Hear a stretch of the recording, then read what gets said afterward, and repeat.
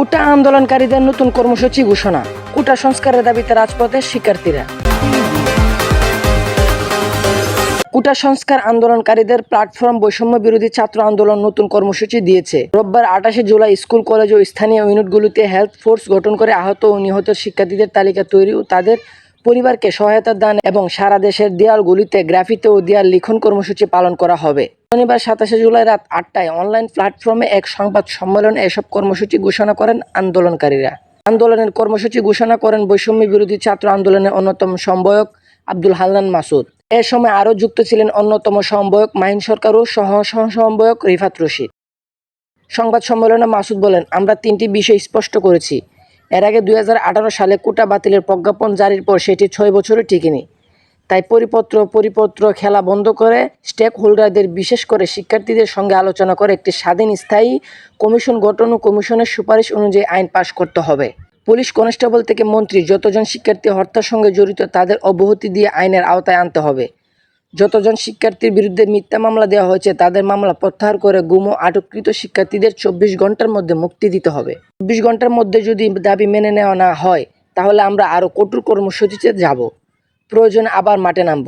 আলটিমেটামের নির্দিষ্ট সময়সীমার মধ্যে সরকার দাবি মেনে না নিলে রোববার 28 জুলাই সন্ধ্যায় আমরা নতুন কর্মসূচি ঘোষণা করব বলেন তিনি। আব্দুল হান্নান মাসুদ বলেন, আমরা এখন পর্যন্ত 236 জন নিহতদের তালিকা পেয়েছি। এর মধ্যে 78 ভাগই শিক্ষার্থী। এই সংখ্যা হাজার ছড়াবে। এখন পর্যন্ত 3500 শিক্ষার্থী আটক বা গ্রেপ্তার হয়েছে।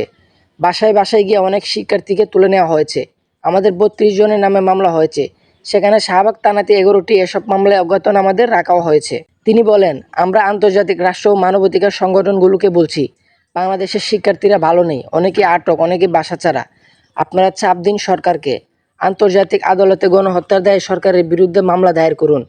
র্যাব, পুলিশের বিরুদ্ধে ব্যবস্থা নিন। প্রবাসীরা যাতে শিক্ষার্থীদের পক্ষে আওয়াজ তুলে এবং স্ব জায়গা থেকে প্রতিবাদ জানায় সে আহ্বান জানাচ্ছি। আন্তর্জাতিক সম্প্রদায়কে শিক্ষার্থীদের পাশে দাঁড়ানোর অনুরোধ করছি। সংবাদ সম্মেলনে সঞ্চালনা করেন বৈষম্য বিরোধী ছাত্র আন্দোলনের সহ-সমন্বয়ক রিফাত রশিদ। তিনি বলেন, আমরা শুরু থেকে কোটা সংস্কারের আইন পাশের কথা বলে আসছি, কিন্তু সরকার সেটি না করে অহিংস আন্দোলনকে সহিংস পর্যায়ে নিয়ে যায়। সে কারণে এখনকার সব পরিস্থিতির দায় সরকারের। তিনি বলেন, সরকার বলেছে কোটা সংস্কারের প্রজ্ঞাপনের মাধ্যমে শিক্ষার্থীদের দাবি মেনে নেওয়া হয়েছে, কিন্তু আমরা বলছি যে পরিপত্র জারি হয়েছে সেটি আমরা মানি না, কারণ সরকার আগের মতোই পরিপত্র খেলা শুরু করেছে। কাজে আমাদের দাবি মেনে নেওয়া হয়নি, উল্টে বই দেখিয়ে আন্দোলন বন্ধ করার চেষ্টা করছে। তিনি আরও বলেন, এই আন্দোলনে ইউএনের গাড়ি ব্যবহার করা হয়েছে। তাই আন্তর্জাতিক সম্প্রদায়ের কাছে আহ্বান, সরকারকে জবাবদিহিতার আওতায় আনুন। সরকার এই জবাব দিতে পারবে না বলে আমরা বিশ্বাস করি। আমরা এই হত্যার বিচার বিশ্ববাসীর কাছে চাই। এ সময় তিনি সরকার বৈষম্য বিরোধী ছাত্র আন্দোলনের সমন্বয়ক ও সহ-সমন্বয়কদের একত্রিত হওয়ার সুযোগ দেওয়া হচ্ছে না বলে অভিযোগ করেন। এই ছিল আজকের সর্বশেষ সংবাদ। যদি আমাদের চ্যানেলটাকে ভালো লেগে থাকে অবশ্যই সাবস্ক্রাইব করে আমাদের পাশে থাকুন।